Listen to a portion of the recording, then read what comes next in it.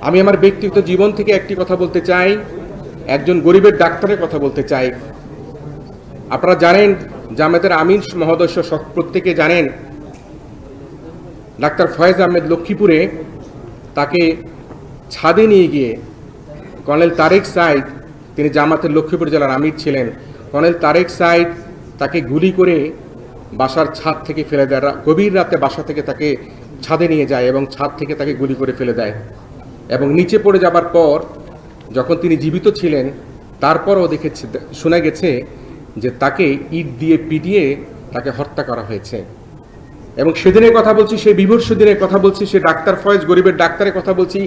সেদিন কোনো গণমাধ্যম নিউজ প্রকাশ করতে পারেনি। সেই এলাকার সমস্ত ইলেকট্রিসিটির লাইট বন্ধ করে দেওয়া হয়েছিল।